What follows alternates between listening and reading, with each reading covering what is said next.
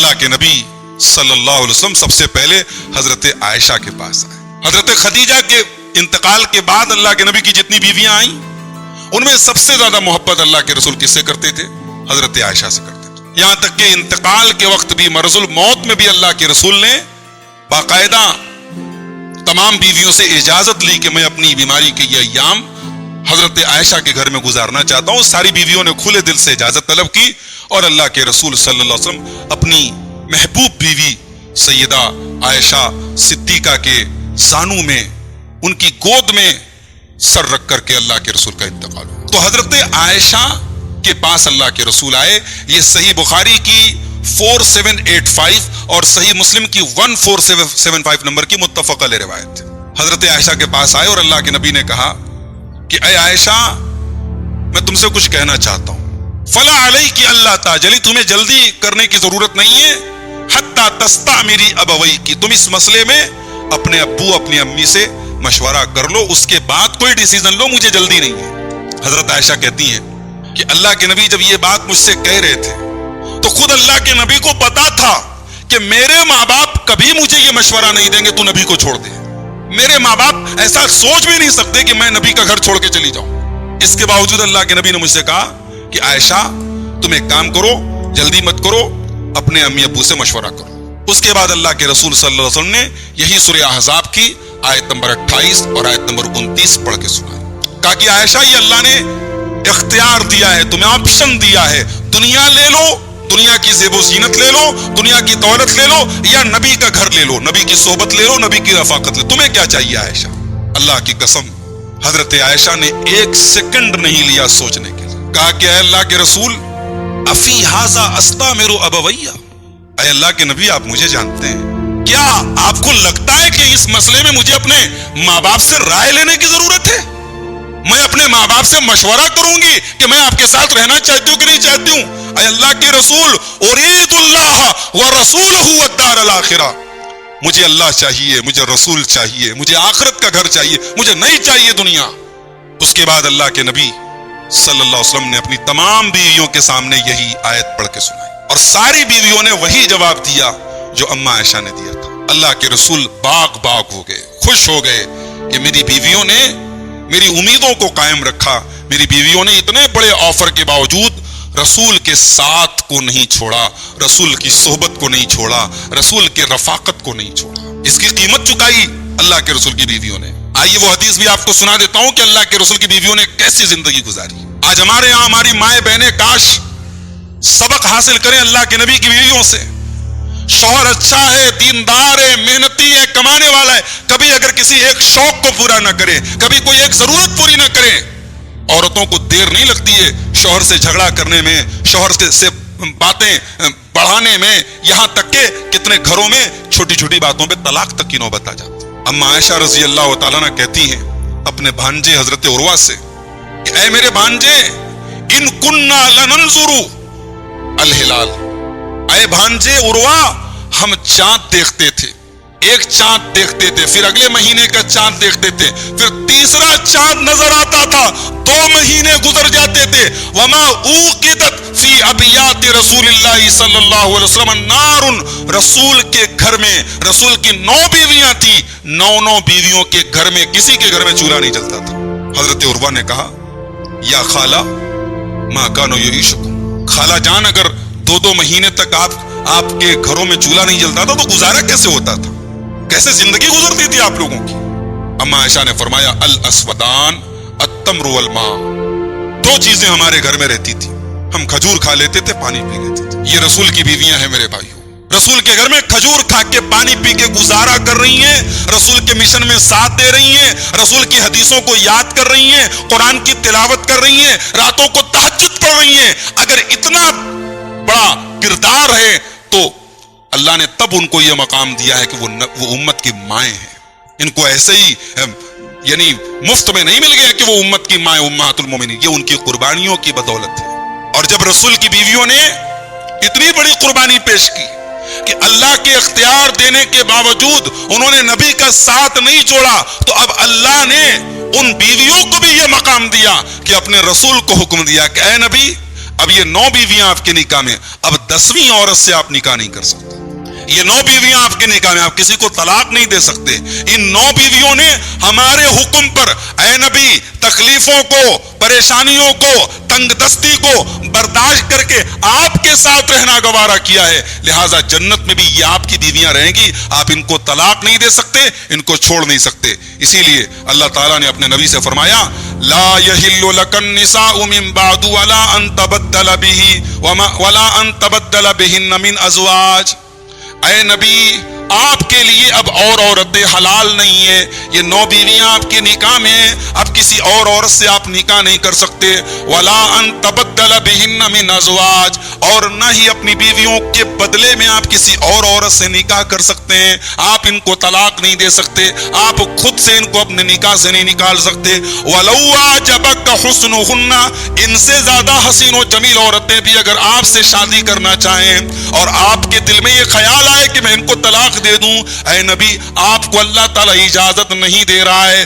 ان سے حسین اور جمیل عورتیں بھی اگر آپ کے سامنے آ جائیں، آپ ان کو چھوڑ نہیں سکتے، آپ ان کو طلاق نہیں دے سکتے. اللہ، انہوں نے نبی کو چنا، اللہ نے ان کو چن لیا نبی کے لیے. اور یہی نہیں، امہات المومنین کا یہ مقام بھی ہے میرے پیارے بھائیوں. نبی کی بیوی ہے نا. جو آدمی جتنا بڑا ہوتا ہے اس کے پریوار کی، اس کے فیملی کی رسپانسبلٹی بھی بڑھ جاتی ہے. بھئی ایک آدمی عالم دین ہے، ایک آدمی سماج کا رہبر ہے، اس کی فیملی، اس کے گھر والوں، اس کے پریوار والوں کے اوپر بھی لوگوں کی نظریں ہوتی ہیں. بھئی یہ مولانا کی بیوی ہے، یہ مولانا کا بھائی ہے، یہ مولانا کا لڑکا ہے، اس کے اوپر انگلی پہلے اٹھے گی. یہ نبی کی بیویاں ہیں. یہ اسوہ حسنہ، پوری کائنات کے لیے جو انسان ماڈل اور نمونہ ہے، یہ اس کی بیویاں ہیں. اللہ نہ کرے اگر ان عورتوں سے کوئی غلط کام ہو گیا تو پھر یہ ہوگا کہ بھئی نبی کی فیملی میں یہ کام ہو رہا ہے، نبی کے پریوار میں یہ کام ہو رہا ہے. اسی لیے اللہ تعالیٰ نے اصول بنایا. اللہ نے اپنے نبی کی بیویوں کو خطاب کر کے قرآن میں کہا کہ تم نے اگر غلطی کی تو سزا بھی ڈبل ملے گی، اور تم کوئی نیکی کرو گی تو ثواب بھی ڈبل ملے گا. اللہ نے فرمایا یا نساء النبی من یات منکن بفاحشۃ مبینۃ یضاعف لها العذاب ضعفین وکان ذلک علی اللہ یسیرا.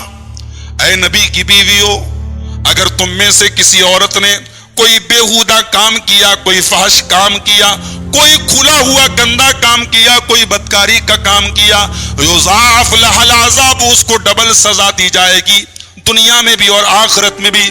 یضاعف لها العذاب، اس کو ڈبل سزا دی جائے گی. وَكَانَ ذَلِكَ عَلَى اللَّهِ يَسِيرًا، اور اللہ تعالیٰ کے لیے کوئی مشکل کام نہیں ہے، اللہ کے لیے بالکل آسان کام ہے.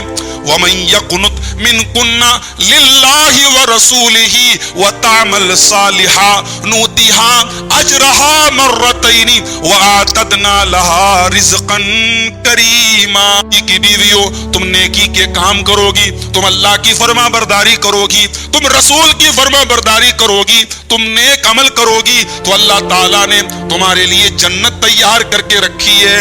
اللہ تعالیٰ نے تم کو ڈبل ثواب دینے کا اور جنت کو تیار کرنے کا وعدہ کر رکھا ہے. اللہ جنت تم کو دے گا. نیکی کرو گی اللہ جنت کی گارنٹی لے رہا ہے، غلط کام کرو گی سزا ڈبل ملے گی. ان امہات المومنین کی ایک خاص بات اور ہے. اللہ نے سورہ احزاب کی آیت نمبر 32 میں، آیت نمبر 32 میں ایک اور خاص بات ان عورتوں کی بیان کی. اللہ نے کہا کہ اے نبی کی عورتوں، کبھی تم اپنے آپ کو عام عورتوں کی طرح مت سمجھنا. بہت ساری برائیاں ہیں عوام میں پائی جاتی ہیں، تمہارے یہاں نہیں ملنی چاہیے. تم عام عورت نہیں ہو، تم نبی کی بیوی ہو. یہ احساس ذمہ داری تمہارے کندھوں پر ہمیشہ ہونا چاہیے. یہ احساس ہمیشہ ہونا چاہیے ہمارا تعلق رسول کے اہل بیت سے، ہم رسول کے گھر سے. اللہ نے فرمایا سورہ احزاب کی آیت نمبر 32 میں یا نساء النبی لستن کاحد من النساء ان اتقیتن. اے نبی کی عورتوں، تم عام عورتوں کی طرح نہیں ہو اگر تم اللہ سے ڈرنے والی ہو. تمہارے دلوں میں اگر اللہ کا تقویٰ ہے، تمہارے دلوں میں اللہ کا ڈر ہے تو یہ بات اپنے دماغ میں بٹھا لو، تم عام عورتوں کی طرح نہیں ہو. اس آیت کی تفسیر میں حضرت عبداللہ ابن عباس کہتے ہیں یریدو لَيْسَ قَدْرُكُنَّ عِنْدِي مِثْلَ قَدْرِ غَيْرِكُنَّ مِنَ النِّسَاءِ الصَّالِحَاتِ۔ اللہ تعالیٰ کہنا چاہتا ہے اس آیت میں کہ اے نبی کی عورتوں، تمہارا درجہ میرے نزدیک عام عورتوں کی طرح نہیں ہے۔ انتم اکرم علیہ، تمہارا درجہ اور اونچا ہے۔ وثوابکم اعظم عندی، اور تمہارا ثواب میرے نزدیک اور زیادہ ہے۔ یہ وہ عورتیں ہیں میرے بھائیوں جنہوں نے قرآن کو اترتے ہوئے دیکھا ہے۔ حضرت عائشہ کے ساتھ اللہ کے نبی لحاف میں لیٹے ہوئے ہیں، چادر میں لیٹے ہوئے ہیں، قرآن اتر رہا ہے۔ یہ مقام دنیا کی کسی اور عورت کو نہیں مل سکتا۔ دنیا کی اور عورتوں کے گھر میں قرآن پڑھا جاتا ہے اور ان عورتوں کے گھر میں قرآن اتر رہا ہے، یہ مقام ان کو حاصل ہے۔ اسی لیے اللہ نے سورہ احزاب کی آیت نمبر 34 میں فرمایا وَذْكُرْنَ مَا يُتْلَى فِي بُيُوتِكُنَّ مِنْ آيَاتِ اللَّهِ وَالْحِكْمَةِ، اے نبی کی عورتوں، تمہارے گھروں میں قرآن پڑھا جاتا ہے، تمہارے گھروں میں قرآن کی تلاوت کی جاتی ہے اور حدیثیں پڑھی جاتی ہیں۔ تم قرآن کو یاد کیا کرو، تم حدیثوں کو یاد کیا کرو۔ إِنَّ اللَّهَ كَانَ لَطِيفًا خَبِيرًا، اللہ تعالیٰ بڑا باریک بھی ہے، بڑی خبر رکھنے والا ہے۔ قرآن اور حدیث تمہارے گھروں میں اتر رہا ہے، قرآن اتر رہا ہے، حدیثیں تمہارے گھر میں بیان ہو رہی ہیں، تمہاری ذمہ داری زیادہ ہے، تم یاد کرو قرآن کو، تم یاد کرو حدیث کو۔